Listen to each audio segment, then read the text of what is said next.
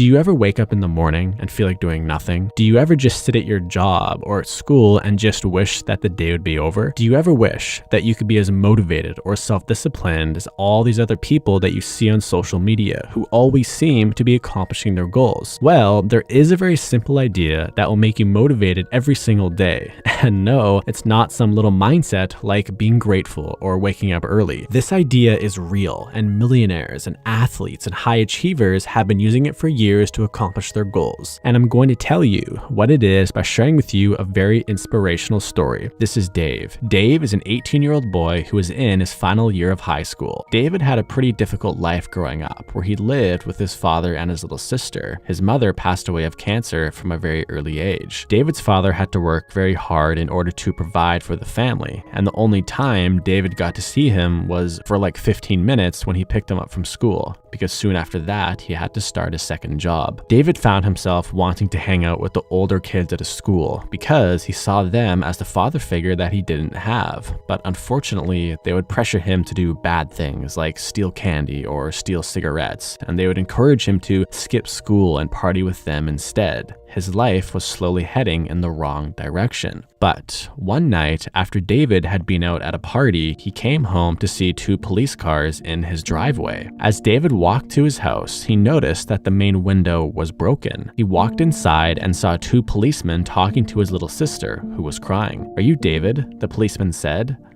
Yeah. What's going on here? Where's my dad?" "Son, take a seat." The officer went on to explain that two burglars had attempted to break into their home and that David's father happened to be awake. As a result of him trying to defend himself against the burglars, one of the burglars decided to take his father's life. David was in complete disbelief. The policeman's words didn't seem real. They themselves didn't seem real. This was literally a nightmare. In a matter of hours, David had now become the man of the house, and he had no family to turn to, he had very little money, and he now had to figure out a way to take care of himself and his little sister. Otherwise, they would be homeless and hungry. David was forced to drop out of school, and he immediately took on a full-time job at the local mechanic shop, where he had been working part-time. He would be there all day and just clean the dirty car parts and sweep the dirty floors. After work, he would come home, buy his little sister some cheap food, and then help her with her homework. He then cleaned the house, paid the bills. He was doing everything that a normal parent would do. But after a few months, David started to run out of money, and he could barely afford to buy food. David tried getting a second job, but nobody really wanted to hire some kid who looked poor, who had little to no skills, and had no high school education. Things were beginning to get really dark for David. He loved his sister very much, and he just wanted her to have the best life possible. But right now, he felt lost and alone. One day at the mechanic shop, David went up to his boss and asked if there was something that he could do to earn more money. And his boss said, "Well, I cannot pay you any more for your current job, but one of our mechanics just quit, and I'm looking for a replacement. So if you know how to repair cars, you could maybe do that," his boss said. "Yeah,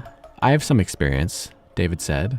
Really? I was kind of kidding, to be honest. You've been working here for like 3 months and you were just telling me now that you know how to fix cars? Yeah, I don't know. I just thought that you didn't need a mechanic and I needed a job, so I was just doing my job," David said.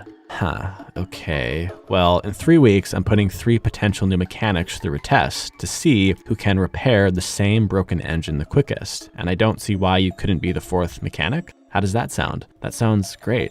Thanks. Okay, well, if you need to brush up on your mechanic skills, you can read this book. It's basically the all-knowing guide to engine repair. And just so you know, this new job pays a lot more than your current job now. Later in the night, after his sister was all taken care of, David got out this massive book, and he thought to himself, if I can memorize every single thing in this book, maybe I can win this competition. Getting this job meant keeping himself and his little sister alive, and not getting the job meant being homeless and hungry. The stakes were very high. So for the next 3 weeks, David was glued to this book, and he read every single word 4 to 5 times, and he would close his eyes and pretend that he was putting together the parts that he was reading about, and he would visualize the problems to look out for and visualize how to solve them. Because he did not have any real car parts to practice on, he started to pay really close attention to the car parts that he would clean at his work. He would focus on the feeling of the metal in between his hands, and he would study every groove and every angle, and he would analyze where all the parts would fit together. Whenever David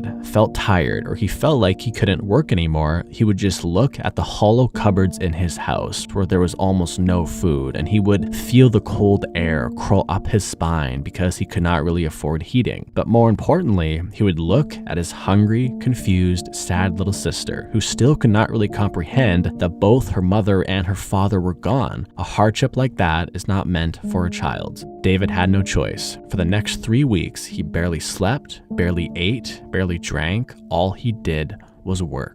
Finally, the competition day had come. David walked into the store and he saw the 3 other mechanics who all had their own tools, their own towels, their own cars. They looked very professional. "Hey kid, how are you feeling?" the boss said. "Yeah, I'm okay. If you need to use my tools to fix the engine, I'll leave them here for you." Guys, in front of you there is an engine, but there is a problem with this engine, and all of you have the exact same problem. And the first person to fix the problem and start the engine will be hired for the new job here. Does this make sense? Everybody nodded with confidence while David's heart trembled. "Okay, I will be in my office. I will come out when I hear an engine start. Start working right now." The 3 other mechanics all started to work right away. David could hear the tools clanking against the cold hard metal of the engine, and he could hear the grunts of the other men, and he could see the sweat coming down from their face. But David just looked at his engine for a moment, simply studying it. He could still see the sections in his book that talked about the most common problems in an engine, so he just slowly and systematically worked his way down the mental list. In the corner of his eye, he noticed that his boss was staring at him. As he worked on the engine, images of his little sister popped into his head. He could still remember very clearly coming home and seeing the cop cars and seeing the shock and fear on his little sister's face. She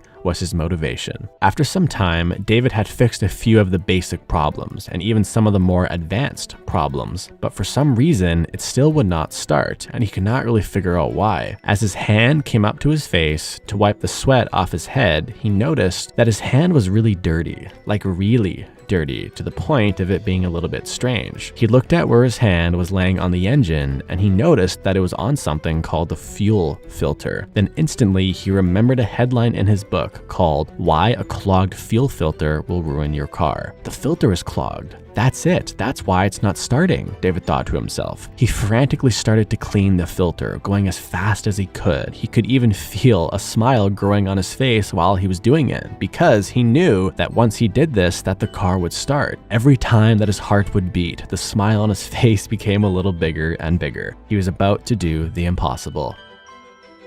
But then he heard it. The other mechanic's engine had started. The boss came out, shook the other mechanic's hand, and said, "Well done. Come into my office and let's have a chat. David, could you please clean everything up here?" In 5 short seconds, David's heart had shattered into pieces. As he started to clean everything up, tears filled his eyes. All the work he put in and all the pain that he went through was all for nothing. What am I going to do now? How am I going to provide for my sister? What about the rent and the heating? What am I going to do for the winter? Thoughts like this were racing through David's head. A few hours later, after the winning mechanic had signed the contract to work there, the boss called David into the office. "So, I looked at your engine. You almost had it, eh? You just didn't clean the fuel filter in time." "Yeah."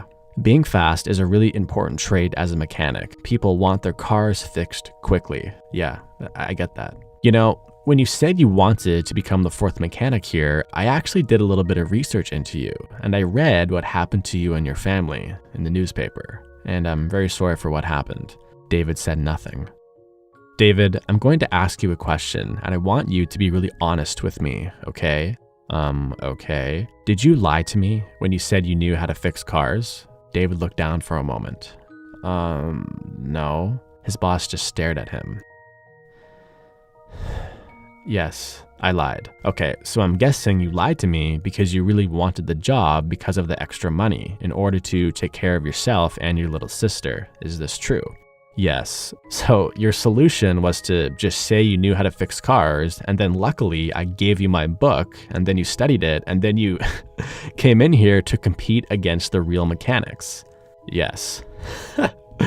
Wow, that is very bold of you, and really impressive that you actually managed to fix a car engine with little to no real experience. You must be a really fast learner. Well, I was pretty familiar with all the car parts. I mean, I clean them all day, every day. And you're modest. That is a really good trait. Sir, with all due respect, why are we talking about this? I lost. I saw the other mechanic sign the contract to work here. What's there to talk about? Yes, you did technically lose, and there's no way I will hire a mechanic with little to no real experience. David looked down, his heart still in pieces. But I'm actually here to offer you something different. David perked up. I want you to be my assistant and work under me for a while. I have never seen someone learn about cars that fast before, so you must have some talent, and you certainly have the motivation to work hard due to your family situation, but you do need some guidance. Okay, what does this mean? Well, I definitely cannot pay you a full mechanic salary, but I will give you a raise to help take care of your home situation right now. Just the basics like food, heating, etc. And once you become an expert and a real mechanic, I'll start to pay you more. But there's one condition. Okay, what is it? You can never lie to me again about anything. The only reason why I'm making an exception for your past lie is because I know you just wanted to take care of your family, and I understand that. So, do we have a deal? Yes, I'll never lie again. I'll be the hardest worker. I'll do anything you want me to do. Okay, great. Well, show up every day at 6 a.m. and be ready to work really hard. And from that point on, David became obsessed with cars. Whenever he was not taking care of his sister, he would be reading books about cars. He would talk to other mechanics, go to car conventions. This was the thing that gave him and his little sister a real shot at life. After 6 months, David had become one of the head mechanics at the shop, outperforming all the senior mechanics. Then fast forward another 6 months, and he had become one of the most skilled mechanics in the city because he was so desperate and eager to learn more and more that nobody could keep up with him. In 1519, there was a man named Hernan Cortez who set out on a mission to take over an island with 500 of his men. When they got to the island, they faced other people who did not want them to be there. Cortez then ordered his men to burn the boats that they came in on, so there was no option to retreat. The only options were either to live or to die. Oftentimes, when it comes down to life or death situations, people discover an inner drive and new skills that they never knew they had. David was forced into a situation where he had to either sink or swim. He had to figure out a way to either provide for his family or to be homeless and hungry, which is pretty much like life or death. If you are watching this video and you have an inclination to start your own business or to have a certain type of body, you might have to implement this burn the boats concept. Burning the boats for you could be quitting your job, then figuring out a way to pay your bills on your own, or maybe it's moving out of your parents' house and then refusing to take financial assistance from your parents or your friends. Maybe it's giving your friend $5,000 and then saying to him, if I don't have a six-pack in 8 months, you can keep the money. Doing this will force you to figure out a way to become successful because failure is no longer an option. This strategy is not for everybody though, and you certainly need to set realistic goals and you need to be careful, but some people need to do this in order to succeed.